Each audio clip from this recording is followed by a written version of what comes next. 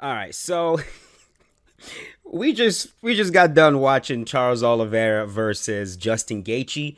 If you've not seen the fight, there will be spoilers here. Do not watch the video. Um, it. I've been trying to figure out what it is about Charles Oliveira that is special, and I think we figured it out, right? Like this fight kind of solidifies what it is because before the fight started, I was talking about how, and I posted this on Twitter. I was talking about how when I envision this fight, when I imagine the fight happening, what I see in my head is a situation where the referee says go.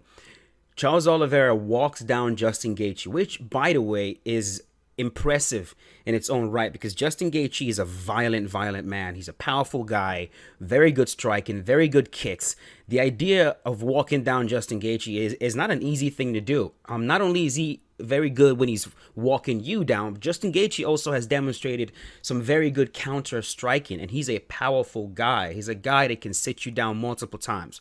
So the idea that Charles Oliveira is going to walk him down, that in itself is impressive. So I was thinking, ref's going to say go. Charles is going to walk him down, knowing for sure he's about to catch some heat.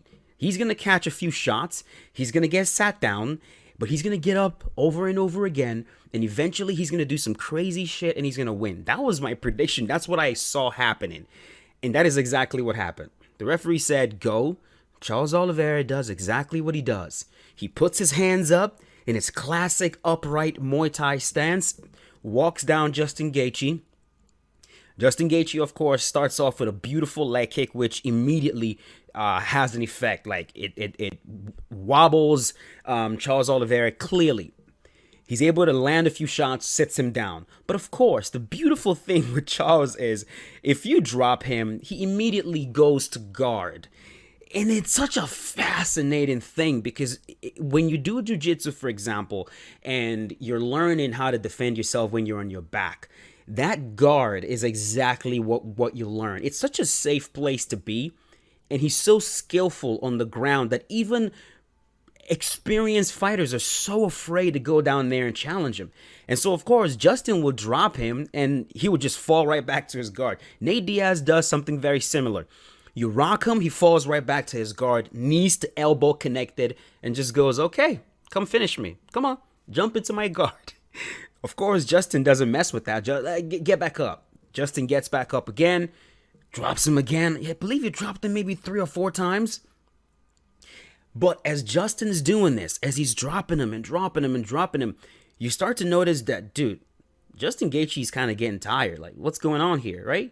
Like, when you think about Justin Gaethje, you're, of course, you think about his power, you think about his durability, you think about his mental toughness, tenacity, good wrestling, good striking, but you also think of cardio. I mean, you got to have good cardio to be able to fight the way he does. But he started to get tired, right? And as he's getting tired, it almost makes you question, like, is this a mental thing? Is this like a realization that, oh my God, this dude is so much better than he is? But in my opinion, it's not. I think a big, big part of Charles Oliveira's strategy, a big part of what makes him deadly that a lot of fighters don't realize is his clinch work. I think that's the key. Because if you watch his fight against Dustin Poirier, you notice the same thing. Dustin Poirier and Justin Gaethje, two guys who are known for being very well conditioned. You go watch them fight Charles Oliveira, they got tired quick. And you can pinpoint why that is. You can trace it back and you find that Charles Oliveira does a very good job of crashing in. When the strikes are flying, he crashes in. The moment you guys crash in, he takes advantage and he throws pinpoint accurate knees. Truly, when I think of like, what's another fighter that throws knees like Charles Oliveira does? I think of Alistair Overeem. Alistair Overeem in the clinch. It's not just like a knee placed wherever. Charles is placing those knees perfectly. This is something that he has trained, something he clearly uses to slow down his opponents. And if you go watch that fight, watch his fight versus Dustin Poirier, and now his fight against Charles Oliveira, against Justin Gaethje, it is the same thing. They crash in. He ties up with them to where they can't punch him. So he's got both their arms tied up, and he blasts knees into the body, into the midsection. Pinpoint accurate knees with really good technique. And you can tell, dude, it's sapping their energy. Boom, boom, boom. Not just that. I think something else that these guys are realizing when they fight Charles is that he's powerful. He's way more powerful than you might think. Because in the first round against Justin Gaethje, you clearly see Charles tag him. And he's hitting these guys in parts of the skull, of the head, that messes with your balance. He's hitting them in the temple over and over again, especially as they're exiting. It's the same kind of shot that he used to finish off Michael Chandler after he set him down with that left hook. And so as you're fighting him, one, you drop him. You can't really go in and finish the fight because your jiu-jitsu is nowhere near his level. And if you mess with that, he could finish you. So you got to let him up. As you let him up, he's recovered and you got to go again. You're setting him down multiple times, but you can't quite finish him. Next up, you crash into him and he's blasting you with knees. And you're like, Jesus Christ, these knees are, this is crazy. This is not what I thought it was going to be.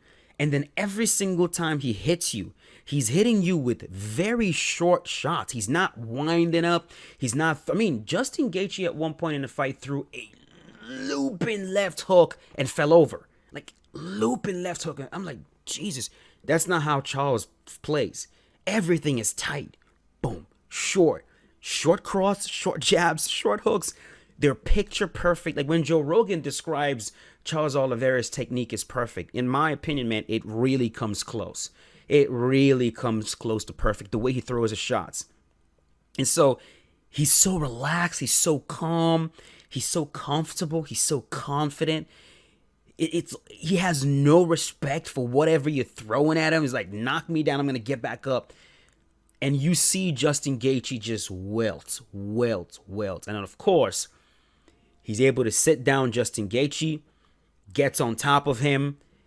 At first, he was able to take his back, locked in like a reverse triangle, like from the back, which is a very deadly submission to try to exit. But Justin Gaethje did a very good job of exiting that.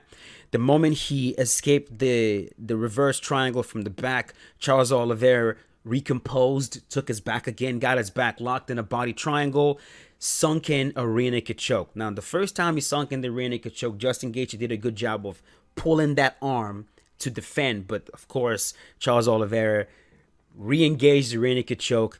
And Justin Gaethje did what? What did he do? He tapped. Poetic.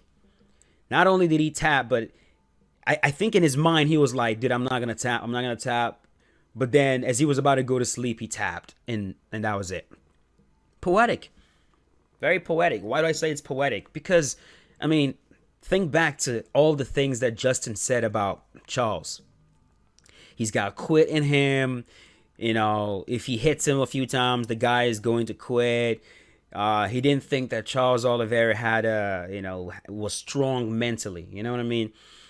And for him to lose in this way, you could clearly say that Justin Gaethje gave up. He tapped. And when you tap, that's surrender. You're telling your opponent, you got me. I quit. Please stop. So to say that the man quits in a fight and then lose like that, extremely poetic. Beautiful. But then again, the fight comes with a little weirdness. And the weirdness, of course, is that Charles Oliveira was not able to make weight. He lost weight by 0.5 pounds or something like that. And because of that, he was stripped of his title. The only one that was eligible to win the title tonight was Justin Gaethje.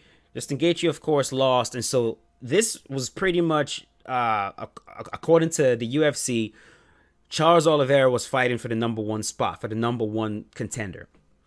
Now, what this opens up is a potential Conor McGregor versus Charles Oliveira fight. You guys might probably think that's absolutely crazy, but it's possible, man. It is a possibility. Of course, DC is calling for Islam Makhachev. That is a possibility as well. But knowing the UFC, if Conor McGregor raises his hand and says, I want that fight, I want, especially because the champion himself called out Conor. Charles called out Conor in the post-fight interview. If they both say, yeah, let's do it, the UFC is going to jump on that like a dog on a bone. You know it. You fucking know it. But man, just brilliant. Brilliant performance by Charles Oliveira. Dude is good. He's a great fighter. End of story. And it's so impressive because he's deceitful. He gives you the impression that he's frail, and because he gets sat down over and over again. And then you step in the octagon with him and he creates chaos. And in the middle of that chaos, he saps your energy and he chokes you unconscious. Amazing. How many rear naked chokes has this man got now? Brilliant. Anyways, that's going to be it. Later on, we'll talk about the elephant in the room. We know the elephant in the room. Rose Namajunas versus Carla Esparza. We'll talk about that in a different video. But for now, we'll leave it at this. Let me know in the comment section what you guys thought about the fight and the card as a whole. And I'll talk to you guys later. Peace out.